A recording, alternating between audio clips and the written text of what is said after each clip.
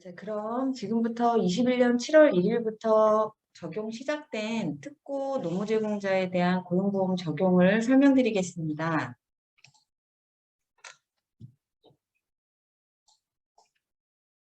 먼저 적용, 그리고 피보험자 관리, 보험료의 산정 부과, 구직급여 등 혜택, 그리고 질문, 그러니까 답인도 질문에 대해서 설명드리겠습니다. 먼저 노무제공자 정의는 고용보호법 제77조의 6에 근로자가 아니면서 자신이 아닌 다른 사람의 사업을 위하여 직접 노무를 제공하고 사업주로부터 일정한 대가를 지급받기로 하는 계약, 즉 노무제공 계약을 체결한 사람 중에 영으로 정하는 직종으로 정의하고 있습니다.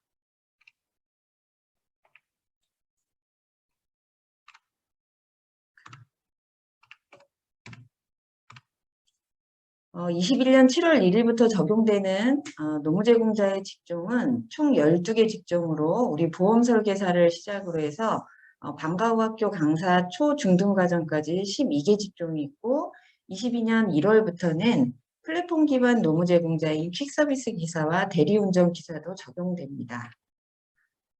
보험의 가입자는 계약의 상대자인 노무제공자와 그 계약을 체결한 사업의 사업주를 보험 가입자로 하고 있고 당연 적용자 외에 적용을 제외하는 기준이 두 가지가 있는데요. 먼저 연령의 제한은 65세 이상 신규 계약자분들이 적용이 제외됩니다. 시행일 기준, 즉 21년도 7월 1일 기준으로 65세 이상자는 적용을 하지 않는데 다만 65세 전부터 근로자 또는 예술인으로서 피보험 자격을 유지하던 분이 65세 이후에도 계속해서 노무제공 계약에 따른 노무제공 활동을 하는 경우에는 21년도 7월 1일 시행일 기준 65세 이상이더라도 적용 대상이 됩니다.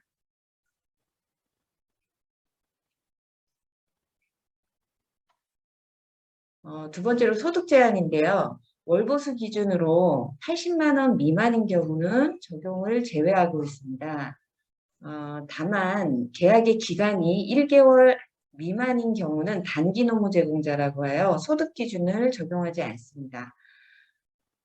즉 월 보수 80만 원의 정의는 월의 개념은 매월 초일부터 말일까지이고 계약을 최초로 체결한 경우에는 월중 계약 체결로 인해서 노무 제공을 시작한 날부터 말일까지로 보시면 되겠습니다. 보수의 개념은 소득세법상 사업소득 또는 기타 소득에서 비과세 소득을 빼고 그리고 경비를 제외한 금액을 말하는데 현재 소득세법상 비과세 소득은 적용되는 예가 없는 것으로 판단되고요. 경비의 경우는 실비용을 빼는 것이 아니라 고용노동부 장관이 고시하는 직종별 경비율을 적용해서 빼도록 하고 있습니다. 최초 월 보수가 80만 원 이상이 되어서 취득된 이후에 80만 원 미만으로 감소되는 경우에는 피보험 자격을 당연히 상실하게 되고 이때의 상실일자는 해당 월의 초일이 됩니다.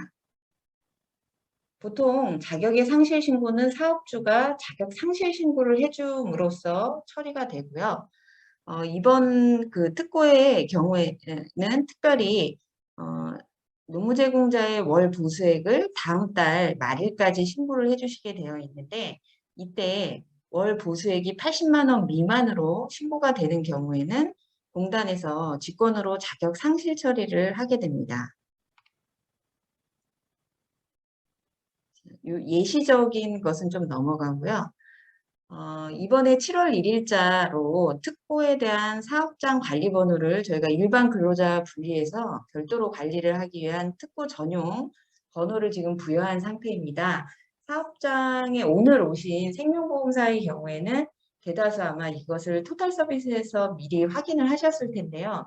향후에도 특보에 대한 자격 관리라든가 사업장의 관리는 이 전용 사업장 관리번호로 해주시면 되겠습니다.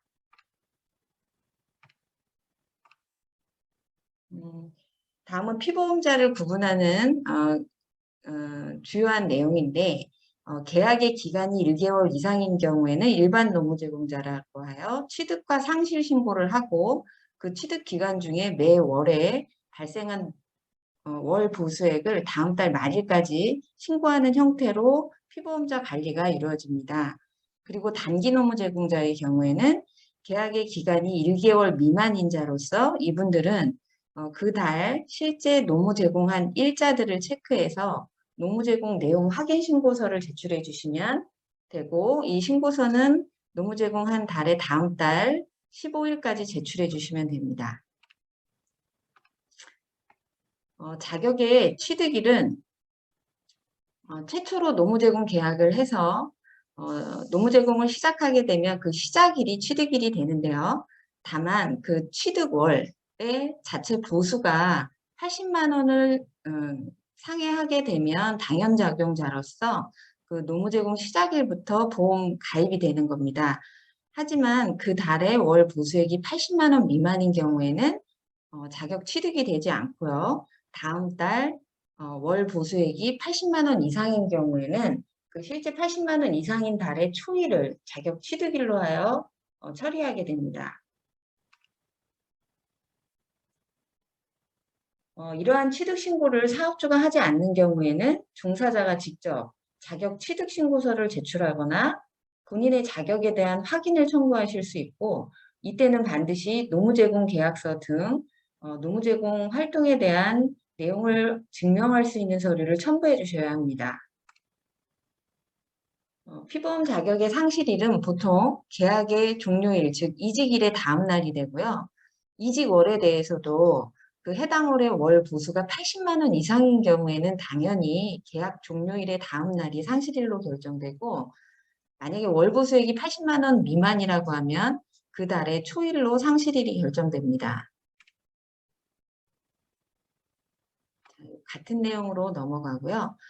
자격의 상실 신고는 아까 설명드렸듯이 사업주께서 상실 신고를 하실 수도 있고 매월 신고해 주시는 월보수 통보를 통해서 저희가 80만 원 미만인 경우에는 직권 상실할 수 있습니다. 피보험 자격의 이중 취득에 대해서 설명드리겠습니다. 서로 다른 각각의 사업주와 하나는 근로자로서의 계약, 그리고 하나는 특고 또는 예술인으로서의 계약을 하였다면 근로자, 특고, 예술인으로서의 자격을 모두 취득하게 됩니다. 그러나 현재 근로자와 근로자 간에는 이중 취득이 불가하고 특고가 자영업자로서 임의 가입이 가입되어 있거나 신청하게 되는 경우에는 원하는 경우만 이중 취득을 하실 수 있습니다.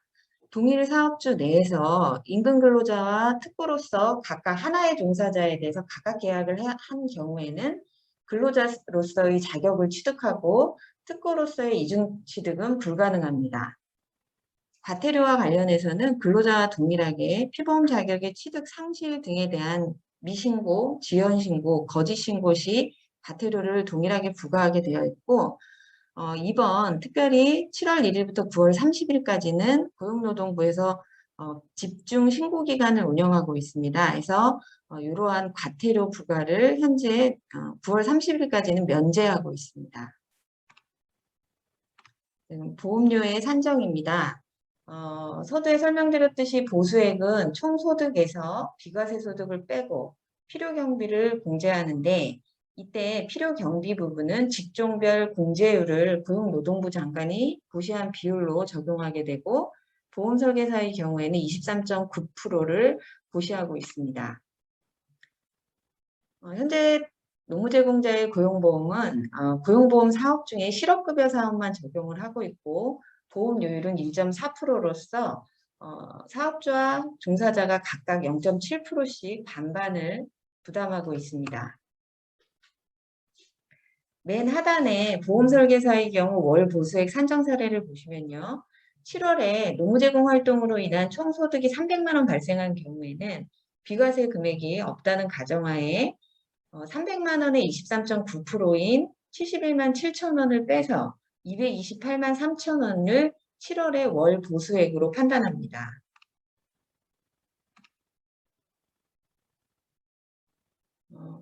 현재 보험료를 부과할 때 하한과 상한을 이제 이번 법령에서는 두고 있는데요. 하한의 경우에는 그 달의 월 보수가 133만 원 미만인 경우에는 133만 원으로 산정하여 보험료를 책정하고 있습니다. 이러한 이유는 근로자의 경우에는 최저임금법에 따른 보호를 받고 있어 구직급여를 지급할 때도 그 해당 금액의 일정 비율을 보호해주고 있는데 우리 특고의 경우에는 최저임금법 적용이 되지 않기 때문에 구직급여 하한액인 일정 금액을 보호해주기 위해서 이 기준보수를 133만 원으로 설정을 하였고 기준보수의 60% 수준인 79만 8천 원 정도를 월 하한액으로 지금 구직급여 하한액으로 하고 있습니다. 보험료의 상한을 요번에 또 새로 들여왔는데 이 상한액은 전전년도 보험가입자의 평균 보험료의 10배 이내로 장관이 고시하도록 되어 있고 현재로서는 월 보험료가 44만 1,150원, 연 단위로는 529만 3,800원으로 고시되어 있습니다. 특고의 경우 보험료의 변동 구간인데요. 월보수가 80만 원으로 들어와서 적용이 되게 되면 133만 원까지는 18,620원이라는 월 보험료로 고정이 되고 133만 원에서 3,151만 원 수준까지는 실보수에 따라 각각 보험료 요율을 곱한 보험료가 책정이 될 것입니다. 그리고 3,151만 원을 상회하는 경우에는 상한보험료 월 단위로 44만 1,150원으로 멈추게 되죠. 그래프상에서 같이 보실 수 있었습니다. 자, 이런 보험료 산정을 위해서 취득자에 대해서는 매 월 단위로 월 보수액 신고를 하시게 되고 월 보수액 신고는 다음 달 말일까지 공단에 신고하시게 됩니다. 공단에서는 취득자에 대해서 80만 원 이상자에 대해서만 보험료를 부과하고 미만자에 대해서는 공단이 직권 상실하고 보험료는 부과하지 않습니다. 만약 사업장에서 여러 가지 이유로 월보수 통보를 미처 하지 못한 경우에는 가장 최근에 신고된 보수액으로 보험료를 부과하게 되고 예를 들어서 전월 보수가 그러니까 지금 11월의 시점에서 9월의 보수가 신고되었어야 함에도 불구하고 안 된 경우에는 8월에 보수가 신고된 금액이 있다면 그 금액을 9월 보수로 보험료 산정을 하게 됩니다. 보험료의 정산은 내년도 3월 15일까지 원칙적으로는 보수 총액 신고를 하도록 되어 있는데요. 지금 월 보수액으로 1년에 12번을 정산하는 실보수로 정산하는 시스템으로 되어 있기 때문에 내년에 가서 실질적으로는 월 보수액을 신고하지 않은 누락된 월 또는 신고하지 않은 누락자에 대한 월 보수를 재통보하는 형식의 정산이 이루어질 예정입니다. 자, 피보험 자격을 상실하는 경우에는 월보수액으로서 정산을 완료하실 수도 있고요. 상실신고서 상에 보면 이직월 그 달의 보수와 그 다음에 이직 전월 보수를 기재하실 수 있도록 서식을 마련해 두었습니다. 그래서 해당 자에 대한 월보수액을 기재해 주시면 그 신고로서 정산을 완료하실 수도 있습니다. 휴업 등 신고서가 이제 새로 마련이 되어 있는데요. 노무 제공자가 출산, 유산, 사상 등을 이유로 노무를 제공할 수 없어서 사업주가 보수를 지급하지 못한 경우에는 휴업 등 신고서를 제출해 주시면 되고 휴업 신고 기간, 즉 시작일과 종료일을 기재하시는데 이 기간에는 월보험료는 부과되지 않습니다. 자, 다음은 고용보험료 지원이고요. 근로자인 피보험자 수가 10인 미만인 사업의 월평보수가 220만 원 미만인 노무제공자와 사업주에 대해서 지원을 해드리고 있는데 우리 생명보험협회에 있는 회원사분들은 지금 근로자 수 규모들이 10인 이상으로 대다수 판단이 되기 때문에 여기에는 직접적으로는 현재로서는 이제 해당되진 않으실 것 같아요. 저희가 이제 이러한 저소득 특고 노무 제공자에 대해서는 보험료의 80% 정도를 지원하고 있고요. 지원 제외 되시는 분들은 고소득자로서 전년재산 6억 이상, 종합소득 3,800만 원 이상 특보분들은 해당되지 않습니다. 자, 다음은 급여 부분에 대해서 설명을 약간 드릴게요.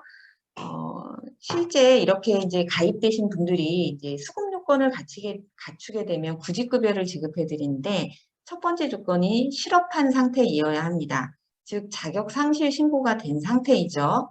본인은 노무 제공의 의사와 능력이 있음에도 불구하고 취업하지 못한 상태로 확인이 되어야 하고, 두 번째로는 기여 요건을 만족하셔야 되는데, 이직 이전 24개월 동안 피보험 단위 기간이 12개월 이상으로 확인이 되어야 됩니다.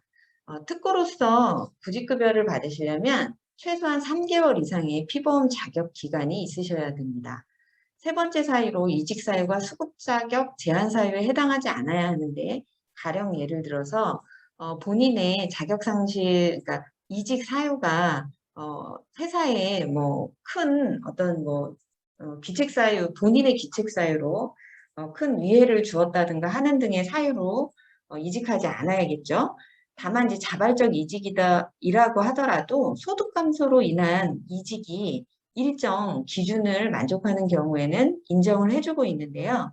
직전 3개월간의 보수가 전년 동일 기간보다 30% 이상 감소한 경우, 또는 이직일이 속하는 달의 직전 12개월 동안의 전년도 월평 동안의 보수가 전년 월평 보수보다 30% 이상 감소한 달이 5개월 이상 되어야 합니다.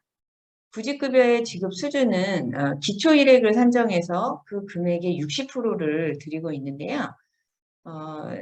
기초일액은 이직일 전 1년간 신고된 보수총액을 해당 기간 총일수, 즉 365일이겠죠. 이 수로 나눈 금액을 말하고, 현재 이 기초일액의 60%를 산정합니다. 상한액은 근로자와 동일하게 일일 66,000원으로 되어 있고, 하한은 앞서 설명드린 133만 원의 60%인 79만 8,000원, 일일로 일단위 환산했을 때는 26,600원 정도가 됩니다.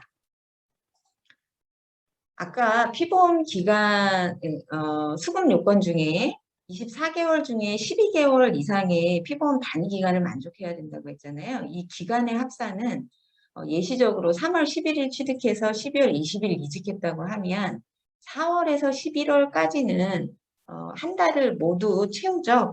그럴 때는 8개월로 그대로 개월수를 산정해주고, 3월과 12월은 각각 21일과 20일 종사한 일수를 합해서 30일로 나누어 환산한 값 1.37개월을 합산해서 9.37개월, 이런 방식으로 산정하고 있습니다. 단기 노무 제공자의 경우에는 매 월에 노무 제공 일수를 신고해 주시게 되는데, 이 일수가 달 기준으로 11일 이상이면 한 달로 간주하고 11일 미만이 되면 그 해당 월에 노무 제공 일수를 버리는 것이 아니라 모두 합산해서 22일로 나누어 개월수에 합산해 드립니다.